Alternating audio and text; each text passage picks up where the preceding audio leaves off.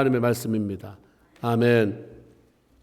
오늘 7월 마감하는 마지막 주일 은혜의 자리, 또 이 복된 자리에 여러분 모두 주의 초청을 받아서 와 있게 됨을 환영하고요. 와 있을 뿐만 아니라 불러주신 그분이 여러분을 만나주심으로 말미암아 그분의 마음을 알게 되는 그 마음 때문에 마음의 뜨거움이 다시 찾아오는 그런 회복의 역사가 있기를 주의 이름으로 축원을 드립니다. 성령으로 충만하고 은혜가 넘치던 초대교회에 성도들 두렵게 하는 일이 일어났습니다. 아나니아와 삽비라 부부가 자기 땅을 팔아 하나님께 드리는 일로 교회에 거짓말을 하고 하나님을 속이는 그러한 짓을 함으로 함께 죽는 일이 벌어진 거죠. 우리가 상식적으로 생각하면 그 교회는 끝났다. 가까스로 시작한 교회, 초대교회, 이제 생명이 끝났다. 그 교회는 문을 닫아야 된다. 이런 생각이 들 것입니다. 교회를 잘 섬기던 사람이잖아요. 그래도 자기 땅을 팔아서 어쨌거나 헌금하려고 했던 사람이 죽었으니 교회가 시험이 들고 성도들이 하나님을 원망하며 떠나야 할 상황이 벌어진 것입니다. 하나님이 뭐가 그렇게 아쉽다고? 안 드린 것도 아니고 돈 얼마 감춘 것, 그거 좀 덜 낸 것 가지고 그렇게 자기 자녀를 죽는 자리로 내몰다니 이거 너무한 거 아니야? 그런 하나님 무서워서 어떻게 믿어? 나는 이제 떠난다 하며 돌아설 수도 있는 상황입니다. 그런데 이 어려움의 결과는 오히려 교회에 큰 유익을 가지고 왔습니다. 11절에 보니까 온 교회와 이를 듣는 사람들이 다 크게 두려워하니라 하신 말씀처럼 교회에 거룩한 두려움이 생기게 된 거죠. 그래서 단지 잠깐 일어난 현상 때문에 무서워 벌벌 떨며 교회를 떠나는 것이 아니라 거룩한 각성이 일어나기 시작합니다. 보이지 않는 하나님이라고 해서 함부로 말하며 행동하지 말고 그분 앞에 조심스럽게 살자고 하는 결단을 하게 만든 거죠. 하나님께서 교회에 일으키는 거룩한 두려움은 교회의 질서를 바로 세우고 성도들로 하여금 하나님을 경외하는 자녀들로 만들고자 하심이 있습니다. 교회는 사람이 하는 게 아니다. 거룩한 두려움을 통해서 하나님이 하시니까 하나님 앞에 순복하면 되는구나. 내가 나서면 안 되는 거구나. 내가 큰 소리 치면 안 되는구나 하는 것을 하나님이 일깨워 주시기도 하는 거죠. 신앙생활, 교회 생활은 모두 하나님 앞에서 살아가는 것입니다. 그러므로 비록 보이지 않고 볼 수 없는 하나님이라 할지라도 우리가 말에 있어서 행동에 있어서 그분을 경외하는 일에 초점을 맞춰야 합니다. 초대교회 성도들은 이미 하나님을 떠나서 살 수 없는 은혜를 받은 사람입니다. 성령의 충만함을 받은 사람들이었기 때문에 어려움이 닥치고 시험이 왔다고 해서 쉽게 떠나지는 않았습니다. 오히려 그 어려움 가운데서 하나님께서 왜 이런 일을 허락하셨을까를 생각하면서 그분의 뜻을 찾았습니다. 그로 인해 전에 생각하지 못했던 것들을 깨닫고 결과적으로 하나님이 허락하시는 그 너머에 있는 그 복을 그들이 바라보고 누릴 수가 있었다고 하는 사실이죠.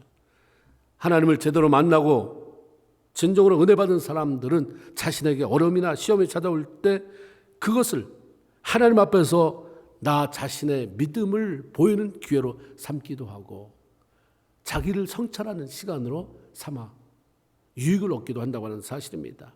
옛날에 한국의 부흥 강사였던 이성봉 목사님이 설교할 때마다 많은 찬양을 불렀는데 본인이 가사를 썼다고 그래요. 그 가사 중에 여러분이 잘 아는 가사가 있을 거예요. 동남풍아 불어라. 서북풍아 불어라. 가시밭에 백합화 예수향기 날린다. 백합화는 그리스도의 순결한 신부된 성도를 말합니다. 백합꽃이 가시밭에 피어난 그 자체로도 얼마나 고통스럽겠습니까? 그런데 거기에 바람이 불어요. 동남풍, 서북풍이 앞뒤로 바람이, 좌우로 바람이 불어 닥칩니다. 그러니까 얼마나 가시에 찔리는 아픔이 크겠습니까? 그런데 백합은 그 환경을 원망하지 않습니다. 바람이 불어서 가시에 찔러 아프기는 하지만 그 바람에 내가 백합이라는 것, 나에게 이런 향기가 있다는 것을 알릴 수 있으니 얼마나 감사한 일인가라고 고백을 합니다. 이것이 우리 믿음의 선조의 고백이었습니다. 예수를 제대로 믿는 사람들의 고백인 것입니다. 우리는 그렇게 서로 잘 봐줘야, 사람인데 원망도 안 하고 어떻게 살아? 사람은 그렇게 살 수 있지만 예수가 안에 있는 사람들은 점점 줄어들어가요. 우리가 아기가 태어나면 사람인데 뱃속에 있는 것처럼 그 이상한 짓을 하고, 그래서 사람들 그 베레짓이다, 아직 자기가 뱃속에 있는 것처럼 그렇게 생각하고 한다. 예수 믿어서 처음에는 베레짓 할 수 있어요. 세상에서 하던 짓 원망 불평하고 시기 질투하고, 이게 시간이 지나면 바뀌어져야 되잖아요. 점점 바뀌어지고, 그래 날 찌르든지 말든지 그러면 난 더 하나님 앞에 감사, 더 기도, 예수 향기 날리게 되니 하나님 앞에 영광이다. 이게 성숙한 신앙인들의 고백이었고 우리의 고백이어야 된다고 하는 사실입니다. 로마서 8장 28절에 보면 우리가 알거니와 하나님을 사랑하는 자 곧 그 뜻대로 부르심을 입은 자들에게는 모든 것이 합력하여 선을 이룬다. 내가 하나님을 사랑하고 있으면 돼요. 원망하고 그것도 따지고 들고 밝히려고 들지 말고, 그게 아니라 그냥 하나님을 사랑하면 하나님을 사랑하는 자 곧 그 뜻대로 부름을 받은 자에게는 결국 가서 합력해서 하나님이 좋게 만든다. 믿음으로 나가는 거죠. 그러니까 별로 요동치 않는 것입니다. 여러분의 신앙생활 어떻습니까? 지난달보단 이번 달이 좋았습니까? 작년보다는 이번 달이 더 좋습니까? 올해가 더 좋습니까? 좋아야죠. 근데 30대보다는 40대가 신앙생활이 훨씬 더 좋고, 40대보다는 50대보다는 60대가 너무 좋다. 다시 날 젊은 대로 돌아가라고 한다면 글쎄 못해본 꿈을 한번 펼쳐볼까? 그런 마음은 좀 없잖아 있지만, 그러나 하나님에서 누리는 이 평안, 그 안에 조금씩 고통스러워가면서 성장했던 이거 나 포기하고 싶지 않아. 왜 내가 옛날로 돌아가? 지금 상태로 앞으로 더 나가며 주님 나라 맞이해야지.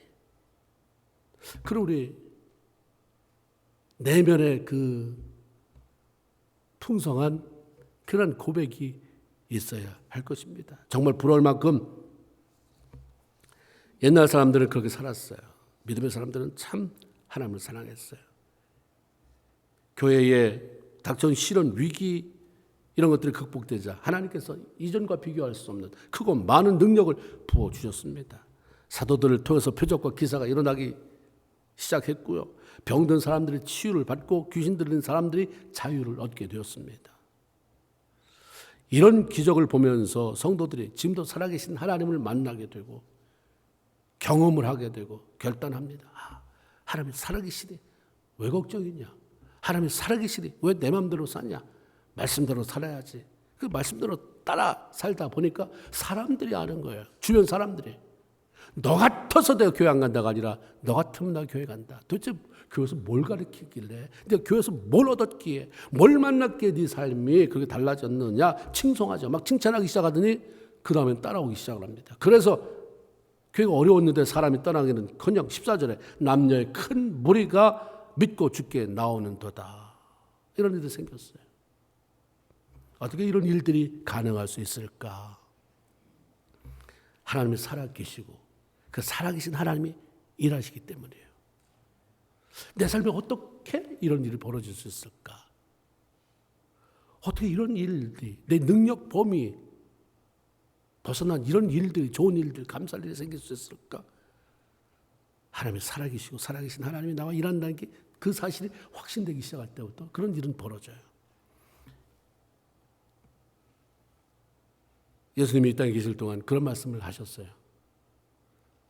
내 아버지께서 지금도 일하시니 나도 일한다. 하나님은 그 능력으로 천지 만물을 지어놓고 끝 아니었어요. 그다음부터 계속해서 세상을 섭리해 가십니다. 사람들의 역사를 이끌어 가십니다. 우리 하나님은 지금도 자신의 백성들을 돌보시며 그들을 위해서 일하시는 분이에요. 우리 아버지 되신 하나님이 살아계시고 그 하나님이 나와 함께 하시고 나를 위해 일하고 계신다는 확신이 있으면 두려움은 많이 사라지죠. 이 확신이 크면 별로 두렵지 않아요. 나보다 크신 하늘과 땅만큼 차이가 있는 하나님이 알아서 아시는데 나를 지금 일하고 계시는데 뭘 그렇게 조바심 내면서 뭘 그렇게 그 걱정 속에 쌓여 있는가? 뭘 그렇게 예민해서 옆 사람이 뭐 말 한마디 제대로 못 건드리게 그렇게 예민해 있을 필요가 뭐가 있는가? 맡기고 살아계신 하나님, 그 하나님이 나와 함께 하시고 나와 함께 할 뿐만 아니라 나를 위해서 일하시는 분, 그 확신이 여러분의 삶 가운데 넘쳐나게 되기를 주의 이름으로 축원을 드립니다. 살아계신 하나님께서 초대교회 성도들과 함께 하심으로 그리고 그들을 위해서 일하심으로 무슨 일들이 벌어졌습니까? 많은 일들이 벌어졌지만 그 중에 한 가지, 그들 마음이 모아지는 거예요. 마음이 하나로 아주 단단히 모아지면서 위기를 극복할 수 있었어요. 초대교회 성도들이 어려운 시기를 잘 넘어가고 큰 부흥을 경험할 수 있었던 것은 무엇보다도 하나님이 일하심으로 성령 안에서 마음이 하나 되었기 때문입니다.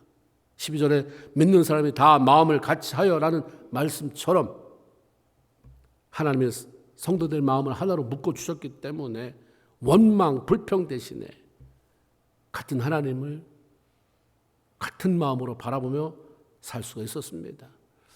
신앙의 공동체가 위기를 극복하고 건강하게 성장해 가기 위해서 필요한 것 중에 하나는 바로 하나됨입니다. 우리 교회는 뭐가 없어서 안 되고 뭐가 없어서 안 되고 뭐가 있어야 되는 데가 아니라 주님 볼 때는 그게 아니라 너네끼리 마음이 하나가 안 돼서 그렇다가 정답일 수 있습니다. 그러게 예수님께서 이 땅에 십자가를 지고 이 땅을 떠나게 됐을 때에 남겨두고 가는 제자들을 위해 하나님께 기도하는 내용이 이렇습니다. 큰 영적 주세요. 내가 있을 때는 내가 다 했는데 귀신도 쫓아내고 저들 못 푸는 문제들 내가 해결해주고 죽은 자들을 일으켰는데 저들만 놔두면 어떻게 할 것입니까? 능력 주세요. 이렇게 기도하지 않았어요. 요한복음 17장 11절에 나는 세상에 더 있지 아니하옵고 저들은 있게 되겠사온데 나는 아버지께로 오는데 하나님 거룩하신 아버지 내게 주신 아버지의 이름으로 그들을 보존하사 우리와 같이 그들도 하나가 되게 하옵소서. 이게 기도예요. 능력은 받았는데 내가 더 능력 있느니 내가 더 주님 앞에 가까이 갔었다는 둥 사랑받았다는 둥 내가 이거 차지해야 된다는 둥 싸우기 시작하면 능력이 다 뭐하는데 사용되겠습니까? 하나 되지 않았을 때 갖는 그 능력은 사단을 기쁘게 할 뿐이에요. 어떤 공동체든지 외부의 공격보다 더 무서운 것은 내부 분열입니다.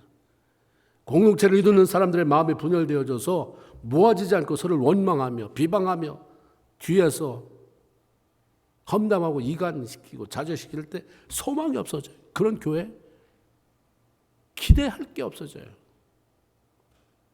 그래서 그런 것들 잠잠할 때까지 하나님은 일 안 하세요. 못 급하시다고. 그게 뿌리가 뽑히든지 그런 쓸데없는 말이 죽어지든지 그래서 사람들이 모두가 마음이 하나 돼서 하나님 주를 찬양하고 주를 영화롭게 할 때 하나님의 일이 시작되는 거죠. 교회에서 성도가 하나 되는 일은 성령을 통해서 하나님이 하시는 일이고 마음을 분열시키는 것은 사탄의 역사예요. 근데 예수 믿는다고 다 교회 나온다고 다 하나님의 일꾼, 사단의 일꾼. 어떤 데는 사단에게 쓰임받을 때가 있다 이 말입니다. 고린도 교회는 영적으로 굉장히 강력한 교회였습니다. 고린도서 1장에 보면 그 고린도 교회 성도들이 어떤 모습이었는지 영적으로 어떤 모습이었는지를 잘 알려주잖아요. 그들은 전도도 잘해, 구별이 말을 잘해. 성도들이 말 잘하는 걸 성경에 기록할 정도까지 되겠어요? 그 말 잘하면 거침없이 전도했다는 거예요. 전도를 잘했습니다. 성경 말씀에 지식도 풍부했어요. 구원의 확신이 분명했어요. 죽으면 천국 간다. 은사도 부족할 것이 없이 보여줬다고 했고요. 재림신앙도 확실했습니다. 정말 부러울 만큼 모든 영적 조건을 다 갖춘 성도들이었습니다. 그런데 사도 바울은 그들을 칭찬하지 않아요. 이 고린도 교회를 배워라라고 말하지 않아요. 책망합니다. 저들은 영에 속한 자들이 아니라 육에 속한 자라고 말씀합니다. 그 이유가 왜 그러냐면 그 가운데 시기와 분쟁이 있다. 아니 그렇게 은혜를 받고 그렇게 신학 경력이 오래되면서도 어떻게 그 시기하고 불평, 불만, 원망 그래서 파벌을 나누느냐. 자기들끼리 분파를 만들어요. 이것은 한 마음으로 하나를 이루어야 할 교회를 무너뜨리고 무기력하게 만드는 요인이 되죠. 교회는 마음이 하나가 될 때, 성도들의 마음이 하나가 될 때 영적으로 강해지게 되는 것이고 선한 영향력을 끼치게 되는 것입니다. 마가의 다락방에 성령 충만함이 임하고 그로 인해서 초대교회가 태동할 수 있게 됐던 이유도 사도행전 1장 14절 더불어 마음을 같이 하여 기도. 자기 잘난 맛으로 살지 않고 더불어 마음을 같이 하여 오로지 기도에 힘쓴 결과 성령이 임했고 성령이 임함으로 말미암아 초대교회가 태동되었다 말씀합니다. 마음을 같이 한다는 것은 바라보는 것이 같고 추구하는 것이 같을 때 가능해요. 저 사람하고 나하고 생각하는 게 다르고 추구하는 게 다른데 어떻게 마음이 같아질 수 있습니까? 내가 바라보는 시선과 저 사람이 바라보는 시선이 같지가 않은데 어떻게 하나가 될 수 있습니까? 교회는 두 가지가 일치돼야 돼요. 바라보는 것이 예수의 십자가예요. 교회가 세상의 사회의 공동체와 같을 수 있어요? 하는 사회와 똑같을 수 있습니까? 우리는 예수 바라보는 사람이에요. 십자가 바라보는 사람. 십자가를 바라보기 때문에 주님이 원치 않는 것을 다 떼어놓으니까 마음이 하나가 안 될 수 없는 거죠. 십자가를 안 바라보는 사람과 바라보는 사람이 합칠 때는 사단이 나는 거예요. 시끄러워요. 안 바라보는 사람이 더 시끄러워요. 그래서 자기는 바라본다고 생각해요. 왜? 매일 교회 와서 십자가를 바라보고 예배 드리니까. 그건 막대기 십자가를 바라보는 것이지 예수를 바라보는 게 아니에요. 예수를 바라볼 때 그 바라봄이 같을 때 마음이 하나가 되는 것이고 추구하는 것이 하나님의 영광. 어떻게 해서든지 하나님의 높임 받아야 된다. 어떻게 해서든지 이 교회를 통해서 하나님만이 영광스러워야 된다. 추구하는 것이 같아야 마음이 일치가 될 수 있고 그런 쪽에 마음이 모아지면 하나님이 일하실 수밖에 없는 거예요. 우리가 교회를 위해서 기도할 때 하나님께서 일하심으로 말미암아 성도들이 한 마음 되게 해달라 요청해야 하는 것이고 동시에 교회가 한 마음 되는 데 있어서 내가 방해꾼이 되지 않게 해주세요. 방해가 대단하게 방해를 놓는 게 아니에요. 한마디 이상한 말 한마디 뚝 해서 사람을 의욕상실시키고 없는 말 지어내서 사람으로 하여금 불안하게 만들고 분열이잖아요. 늘 점검해야 돼요. 말하기 전에 내가 말한 게 뭔가 뭘 말하려고 하는지 점검해 보시고요. 아무 말이나 뱉어놓지 마세요. 나는 생각 없이 말하는데 그 말에 사람을 죽일 수도 있는 것이고요. 그렇습니다. 하나님께서 일하심으로 초대교회에 일어난 또 다른 일은 성도들이 핍박을 이기고 승리할 수 있었다는 점입니다.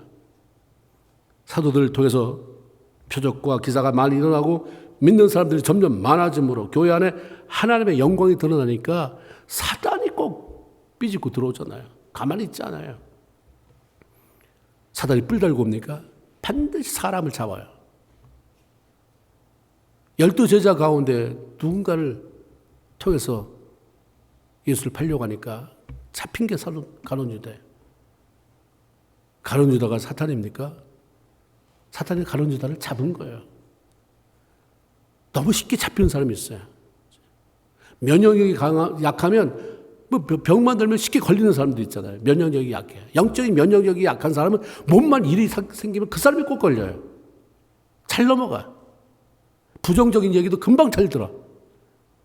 그걸 가지고 하나님 이렇다고 하는데 하면서 해산의 고통에 그런 기도가 아니라 그걸 빡 퍼쳐서 마치 독을 이렇게 전염시키는 것처럼. 초대교회 누가 걸렸습니까?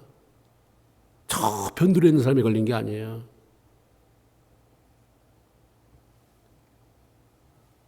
교회 성장 불같이 일어나고 하나님의 영이 역사하시고 사람이 변화되고 성장하는 것을 싫어하는 사람이 잡은 사람은 그 당시에 대제사장과 종교 지도자 되었습니다. 예수 잘 믿느라 하는 너무 독불장군인 사람들. 사단이 그들 마음에 일단 시기를 집어넣어요. 질투심을 불어넣으니까 하나님의 백성들의 지도자라고 하는 사람들이 하나님의 영광을 드러내는 사람들 잡아들이죠. 박해합니다. 옥에 가둬요. 하나님을 섬긴다고 말하는 대제사장 종교 지도자들이라고 한다면 최소한 자신들의 이해관계를 떠나서 하나님 안에서 백성들이 병고침을 받고 귀신이 쫓겨나 자유함 속에서 기뻐 뛰고 삶이 새롭게 변화되는 것을 보면 자기도 기뻐해야죠. 그리고 사도들이 하는 일을 내가 못하는 일을 네가 하는데 내가 협조할 게 뭐냐라고 말해야 되는데 그게 꼴보기 싫은 거예요. 내가 못하는 일을 저 사람이 하면 나는 못하는데 저 사람 참 잘하네. 그러면서 괜히 실망해서 없어지는 사람이 있거나 괜히 딴지를 걸면서 시기하고 질투하고 못하게 만드는 사람이 있거나 초대교회가 그랬어요. 17절에 분명한 이유를 다시 한번 설명하잖아요. 그들에게 시기가 가득했다. 어떤 일이 있을 때 나는 그런 마음 없나. 주변의 사람들이 아름다운 일을 할 때, 교회가 아름다운 일을 할 때, 아니면 내가 섞여 있는 공동체에서, 직장에서, 사업대에서 누군가가 내가 못하는 일, 그러나 선한 일을 할 때 함께 기뻐해주고 격려하고 나는 못하지만 내가 도울 수 있는 분 뭐냐고 물어봐주고 그렇게 격려하는 사람인가? 아니면 참 잘난 척하네 하는 한마디로 싹을 잘라버리는 사람인가?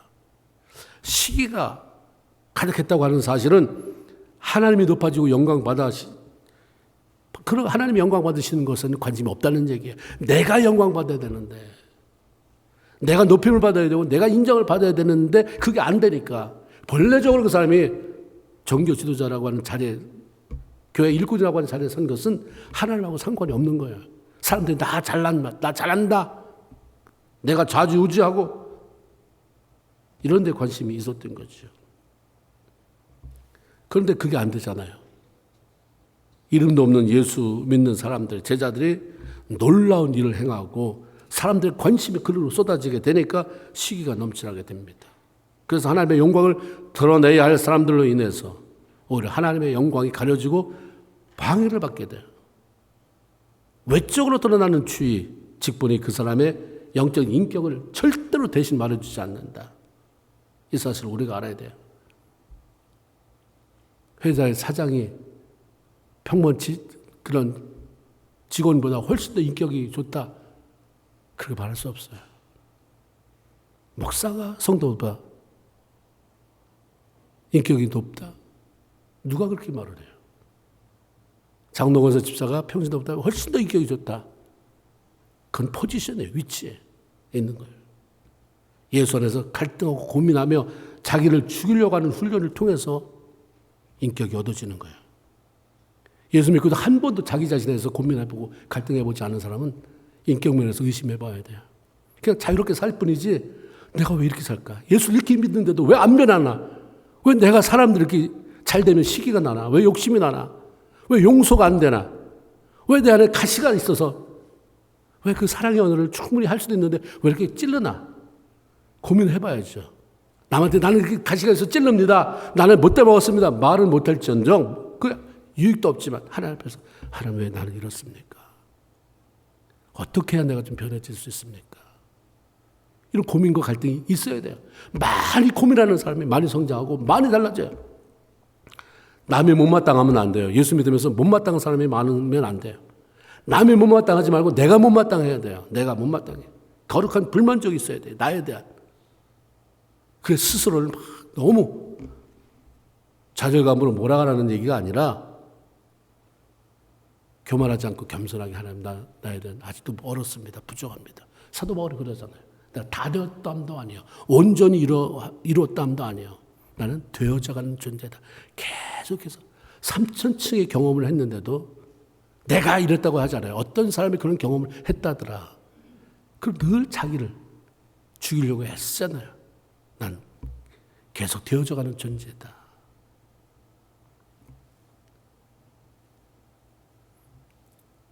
신앙인들의 자세는 하나님의 영광을 받으실 수만 있다면, 교회에 유익이 되기만 한다면, 다른 사람이 영적으로 살아날 수 있다면 나는 괜찮아 라고 아주 기쁜 마음으로 말하고 협조할 수 있어야 돼요. 이게 안 된다면 고민하세요. 괴로워해야죠. 내가 누가 못마땅하다는 얘기하기 전에 고민하세요. 많이 고민하세요. 고민할수록 하나님의 위로가 굉장히 커요. 그래서 그냥 예수 믿어볼만 해져요. 점점. 참 좋다. 고민하지만 여전히 거룩한 불만적인 내 안에 있지만 뭐가 감사하냐면 어제보다 달라진 오늘의 내가 감사하고 내일 또 달라질 거에 대한 기대가 나를 기쁘게 만드는 것입니다. 그런 넓은 마음이 필요합니다. 마침내 사도들은 끌려가서 감옥에 갇히게 되었지만 그들은 두려워하지 않았습니다. 더 이상 예수의 이름으로 말하지 말라고 협박을 받을 때에도 사람보다 하나님께 순종하는 것이 마땅하다라고 담대히 외치며 복음 전하는 일을 포기하지 않았습니다. 그들 목숨을 두 개에 갖지 않았어요. 두려워하지 않을 수 없는 상황이지만 담대할 수 있었던 이유는 살아계신 하나님, 그들과 함께 하시며 일하신 하나님, 그분이 힘주시는 것을 느끼고 경험했기 때문입니다.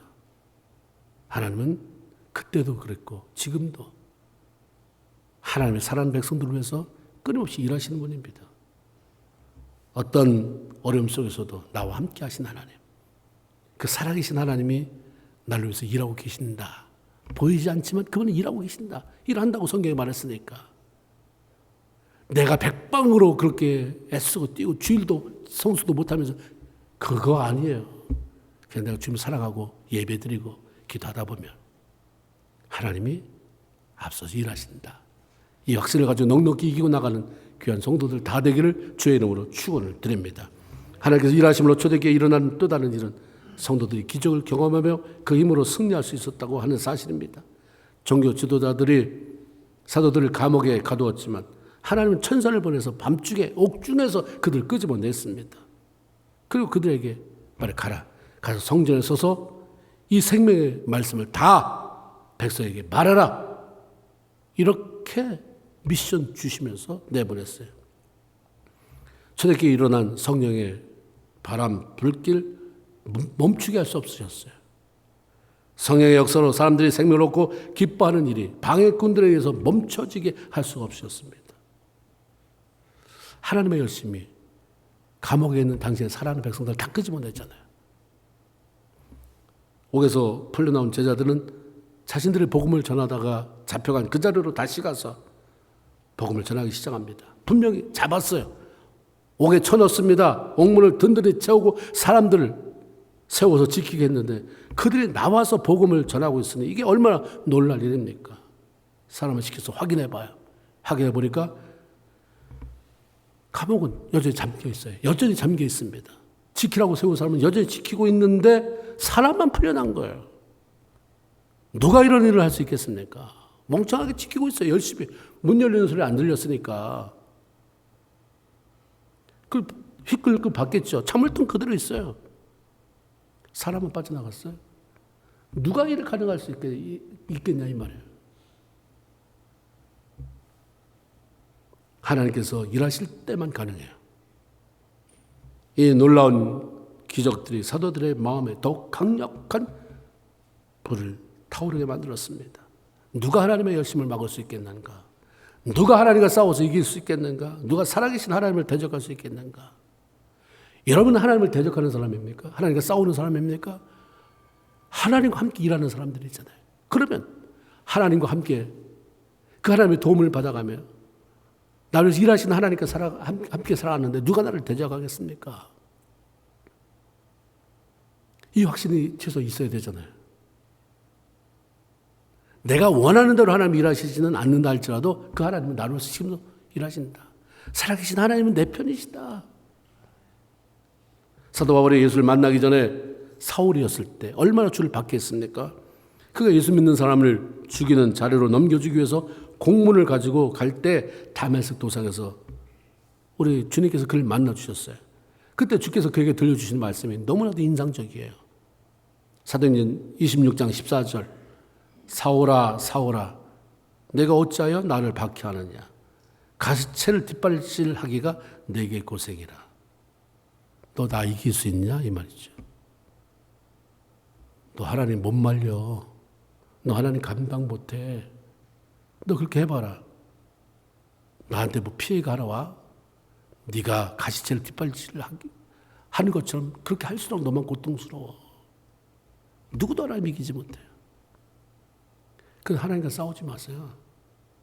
하나님과 같은 편이 되시고 일하신 하나님을 기대하며 나가는 거죠. 하나님께서 초대교회 사도들과 주의 제자들을 위해서 일하심으로 그들은 기적을 경험하며 핍박 중에도 넉넉히 이기는 승리의 삶을 살아갔습니다. 그로 인해서 하나님 나라는 중단 없이 확장되어져 나갔어요. 이 하나님은 지금도 살아계시고 그분을 위한 열심히 사로잡혀 살아가는 자신의 백성들을 위해서 일하시는 분입니다. 바라기는 우리 안디옥교회 모든 성도들이 이 하나님과 더불어 하나님의 영광으로 해서 위대한 삶, 위대한 분을 모시고 있기 때문에 살아가는 위대한 삶, 많은 사람에게 영향력을 끼치면서 사람들을 살려내는 그런 귀한 성도들이 다 되기를 주의 이름으로 축원을 드립니다. 아멘. 기도합시다.